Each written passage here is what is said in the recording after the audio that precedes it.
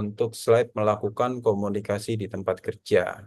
Atau kita break dulu 5 menit sambil dibuka tugasnya. Mungkin mau dilihat-lihat dulu.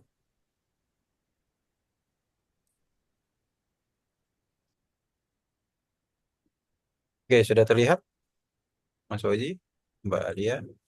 Oke, di sini untuk unit kompetensi melakukan komunikasi di tempat kerja. Jadi peserta mampu menyiapkan ide atau gagasan, peserta mampu melakukan pembicaraan, peserta mampu berpartisipasi dalam diskusi kelompok, peserta mampu memberi tanggapan. Nah, ini semua tergambarkan di dalam sebuah rapat. Ya, di dalam rapat itu kan pasti ada penyampaian ide atau gagasannya, lalu melakukan pembicaraan, terus berdiskusi di dalam rapat tersebut, lalu memberikan tanggapan. Jadi nanti bukti evidence-nya itu terkait MOM ya, atau notulen rapat. Di sini selain notulen rapat, ini juga terkait dengan tata tertib nanti ketika kita membuat slide presentasi. Karena di elemen pertama itu ada mengkomunikasikan tentang nilai-nilai perusahaan atau tempat pelaksanaan pelatihan. Jadi tata tertib di dalam perusahaan tersebut seperti apa ketika di dalam pelatihan, lalu bagaimana seorang peserta pelatihan itu harus mencerminkan di dalam melakukan pelatihan seperti motivasinya di dalam mengikuti pelatihan dan apa tadi kan di awal saya menanyakan motivasi dari Mbak Alia dan Mas Fauzi di dalam mengikuti sertifikasi ini seperti apa. Nah, nanti di situ ada komunikasi tentang nilai-nilai perusahaannya. Jadi tata tertib itu sudah eh, mencerminkan untuk elemen yang pertama. Nah, lalu mengkomunikasikan informasi tentang tugas, proses, peristiwa, atau kejadian. Nah, ini tercermin ketika pelaksanaan pelatihan. Jadi ketika memberikan tugas, lalu proses si peserta dalam melakukan tugas-tugas tersebut, lalu ketika ada sebuah kejadian. Nah, ini komunikasi ini eh, tercermin di dalam pelaksanaan pelatihan.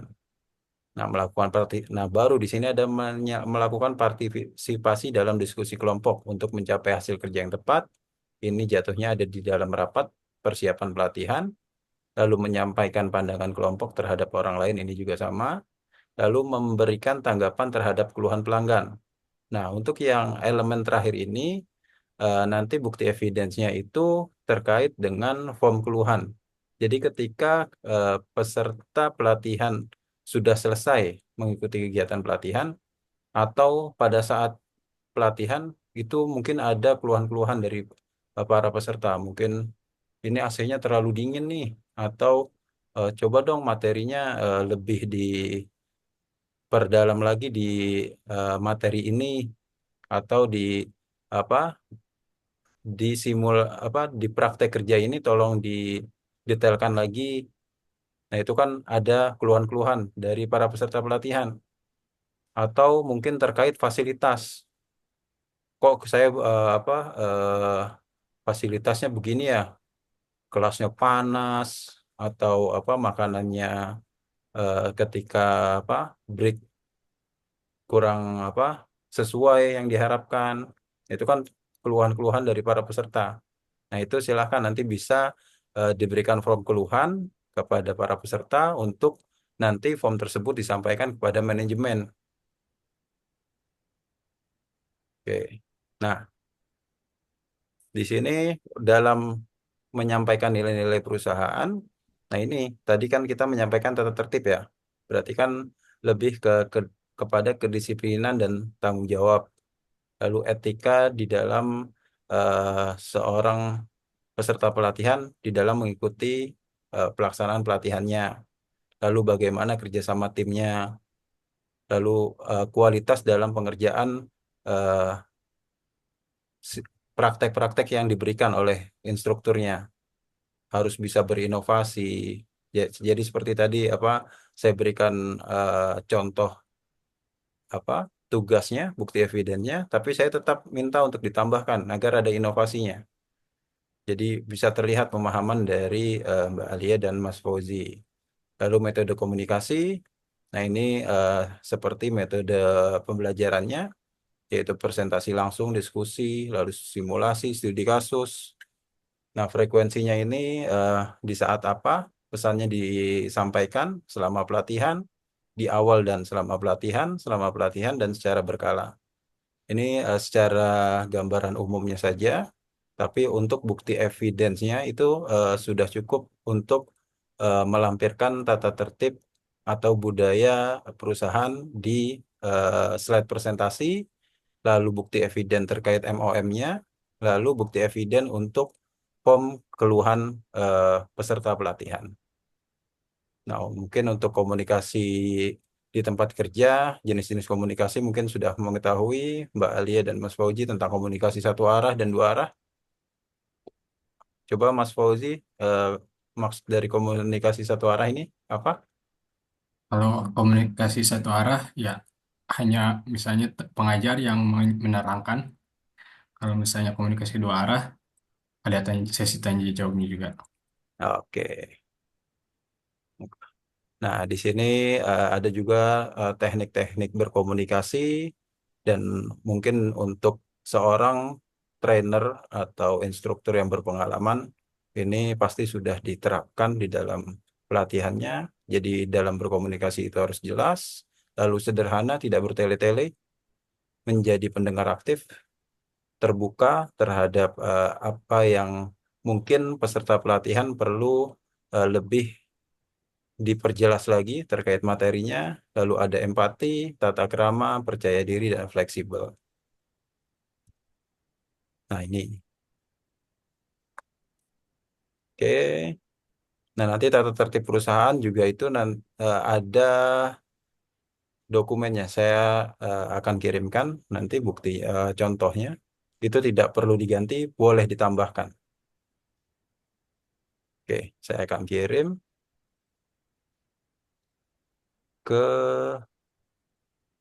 uh, ada di komunikasi.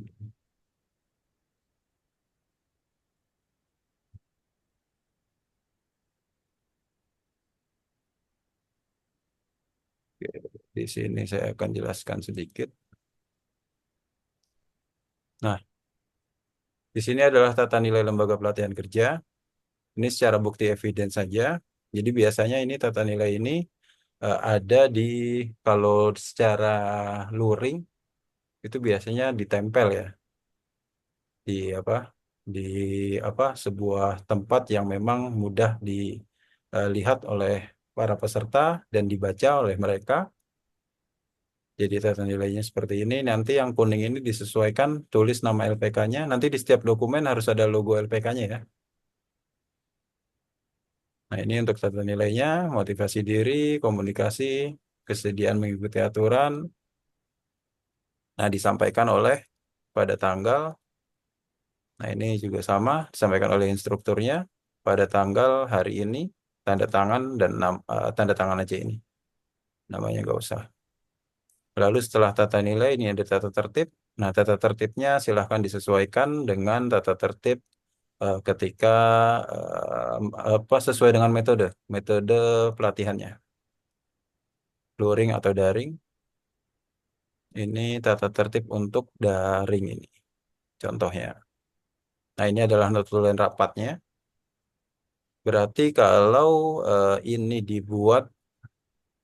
disampaikannya tanggal hari ini, oke.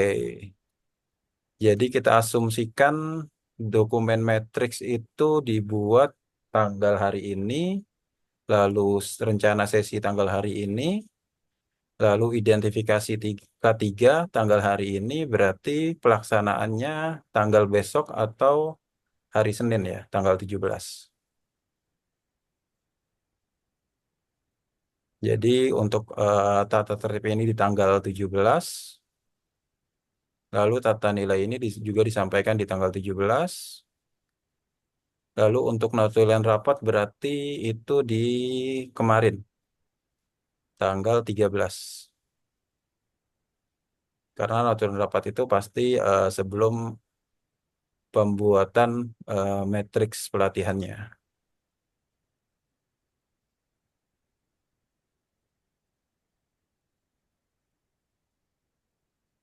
Oke, nah di sini yang warna kuning ini peserta rapatnya silahkan disesuaikan, mungkin dua atau tiga orang aja. Agenda rapatnya ini nggak usah diganti. Yang saya kuning apa beri warna kuning tidak usah diganti. Yang saya merahkan ini diganti.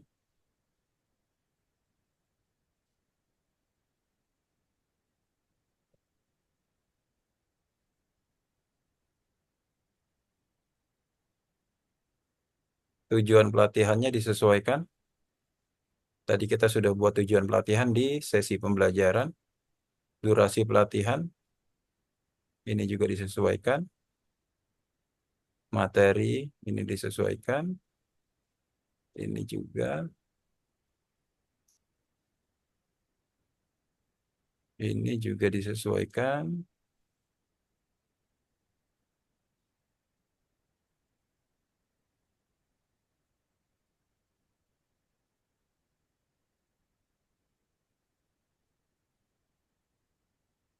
Oke, tanggal pelatihan berarti ini tanggal 17. Ya, tulis saja.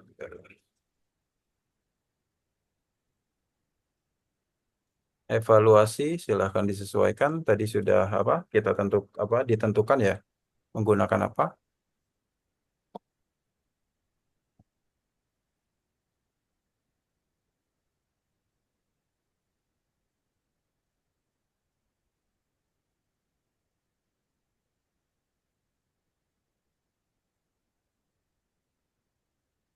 Ini berarti di tanggal 13 Maret.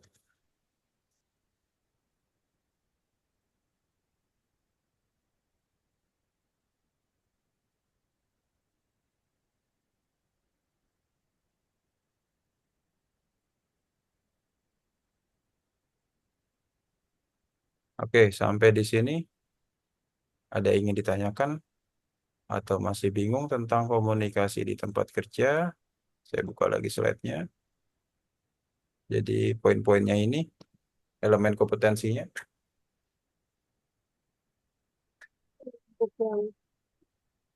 Kalau yang untuk form keluhan itu bagaimana ya? Oke, form keluhan.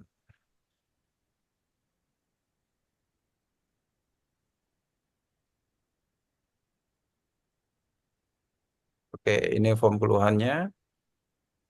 Nanti kita coba dibuat nama lengkapnya itu nama mungkin peserta yang pernah dilatih sama Mbak Alia atau Mas Fauzi. Teleponnya asal aja, alamat asal, email juga asal. Tapi nanti di nama pelatihan itu sesuai dengan yang dilatih yaitu bahasa Jepang. Instrukturnya sesuai Mbak Alia atau Mas Fauzi. Nah, keluhannya coba dipikirin. Apa sih peserta itu biasanya yang mengeluh di dalam pelatihan? Nah, nah ini silahkan di checklist nanti.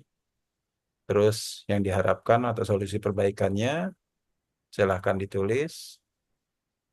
Oke, ini saran untuk peningkatan. Lalu tanda tangannya asal aja, tanggalnya berarti tanggal 17 ya. Ini apa ketika pelatihan, selesai pelatihannya. Oke, gimana sampai di sini ada yang ingin ditanyakan tentang komunikasi di tempat kerja?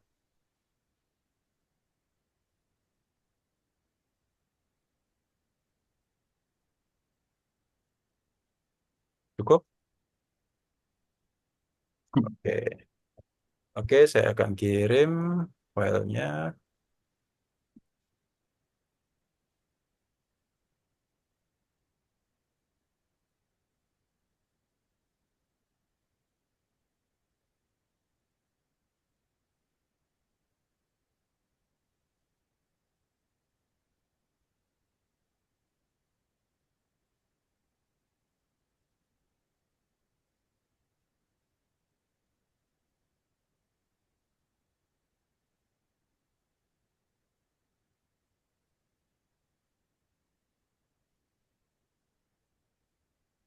Oke, yang terakhir mungkin ini tidak terlalu berat ya. Untuk unit kompetensi melaksanakan pelatihan tatap muka. Jadi di sini peserta mampu menjalin hubungan kerja yang baik pada situasi pembelajaran, menerapkan bimbingan yang tepat dalam situasi pembelajaran, memonitor proses pembelajaran dalam situasi pembelajaran yang digunakan untuk memfasilitasi proses pembelajaran sebagai bagian dari program pelatihan. Nah, unit kompetensinya itu apa saja? Yang pertama yaitu menjalin hubungan kerja yang baik pada situasi pembelajaran. Oke, gimana caranya menjalin hubungan kerja yang baik pada situasi pembelajaran? Ya tadi di awal kita lakukan perkenalan diri dulu. Kita apa? Buat apersepsi. Jadi apa? Agar terjalin hubungan baik dengan para peserta dan berikan mereka untuk bertanya pada setiap materi-materi yang telah disampaikan. Jadi eh, hubungan baik ini lebih kepada pembelajaran yang efektif di sini. Nah, ini contohnya komunikasi yang terbuka dan jelas, menciptakan suasana nyaman dan positif, saling menghargai dan memberikan dukungan dan umpan balik. Oke, dari 4 kalimat ini mungkin sudah memberikan arti yang cukup ya. Atau ada yang ingin dijelaskan?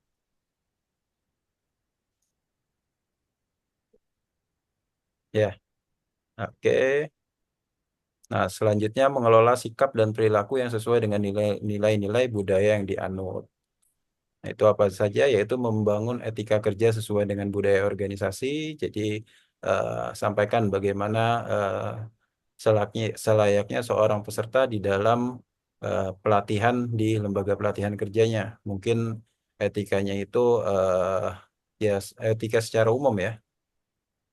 Jadi ketika daring jangan apa mematikan kamera. Jadi lebih ke etika-etika di dalam melakukan pelatihan. Lalu penerapan nilai-nilai sosial dalam lingkungan. Nah ini sama seperti mungkin ketika luring nilai-nilai sosial itu seperti jangan eh, gampang mengejek temannya yang banyak bertanya. Ya, lalu menyesuaikan norma dan peraturan perusahaan. Jadi aturan-aturan yang sudah ditetapkan oleh perusahaan itu disampaikan. Mungkin kalau daring aturannya itu lebih ke apa? Seperti yang tadi saya sampaikan, tapi kalau luring itu mungkin bisa lebih banyak karena harus mengikuti aturan yang ada pada tempat yang kita gunakan untuk pelatihan. Lalu menghindari perilaku yang tidak sesuai dengan nilai sosial. Nah, tadi kan penerapan lalu hindari perilaku yang tidak sesuai dengan nilai sosial. Jadi sampaikan kepada peserta mungkin tidak boleh mengganggu, berperilaku yang mengganggu di dalam kelas, entah itu dia apa, mungkin menerima telepon di dalam kelas, atau kalau di ketika daring eh, mengaktifkan mic tapi suaranya bocor. Nah, itu kan juga perilaku yang tidak sesuai dengan nilai-nilai sosial. Selanjutnya menerapkan bimbingan yang tepat dalam situasi pembelajaran. Nah, maksudnya di sini eh, ketika Mbak Alia dan Mas Fauzi ingin menyampaikan materi pembelajaran tentang bahasa itu kan pasti ada di kelas ya. Nah, itu bagaimana bimbingan yang tepat untuk pembelajaran di dalam kelas. Nah, mungkin nanti ada pembelajaran yang memang dilakukan di tempat praktek di luar kelas. Nah, bimbingan yang tepatnya itu seperti apa? Nah, jadi di sini bimbingan yang tepatnya itu yaitu menyesuaikan dengan tingkat pemahaman peserta. Tadi kita sudah lakukan apa persepsi dan lakukan juga pretest untuk menyesuaikan dengan tingkat pemahaman peserta, lalu mempertimbangkan situasi pembelajarannya, lalu adaptasi dengan tujuan pembelajaran. Tujuan pembelajarannya seperti apa? Silakan diadaptasikan dengan bagaimana dalam penyampaian materi-materi pelatihannya. Lalu fleksibel dalam penyampaian materi. Jadi ketika ada peserta yang memang membutuhkan detail terkait materi yang disampaikan, silahkan sampaikan dengan detail materi tersebut. sehingga para peserta dapat mencapai goal yang kita nyatakan mereka lulus dalam mengikuti pelatihan. Lalu ketersediaan sumber dayanya. Nah, tadi sumber dayanya itu dari peralatan dan pelatihan yang telah kita tulis apa saja yang dibutuhkan. Oke, selanjutnya memonitor proses pembelajaran dalam situasi pembelajaran. Nah, di sini mengukur pemahaman peserta terhadap materi yang disampaikan. Jadi, mungkin jika materinya itu ada beberapa sesi, berarti di tiap sesinya itu harus diberikan proses tanya jawab dengan para peserta. Atau bisa juga di tiap sesi diberikan pelatih soal. Jadi kita bisa ukur. Lalu deteksi masalah yang timbul dan berikan solusi. Jika memang ada masalah-masalah yang memang terkait dengan mungkin peralatan atau bahan, nah itu silahkan segera berikan solusinya. Mungkin jika eh, apa proyektor tiba-tiba mati, nah kita bisa ganti dengan handout atau bisa dengan papan tulis atau alat peraga.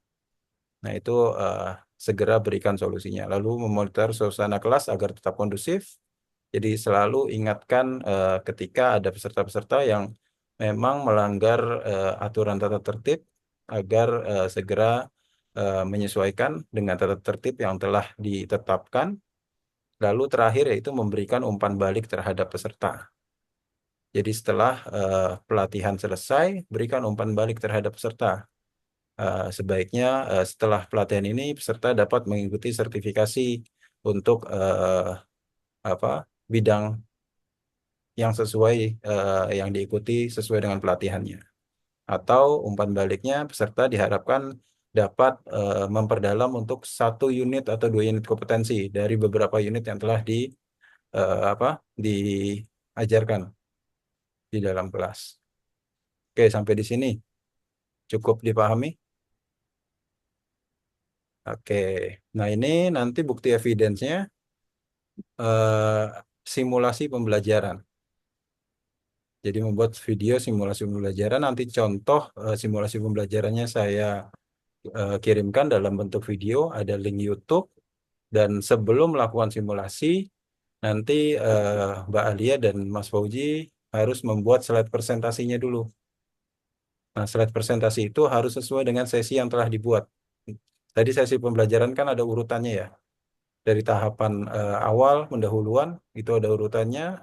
Lalu setelah tahap pendahuluan penyajian materi sampai dengan pemberesan kelas atau tugas tambahan terakhir ya.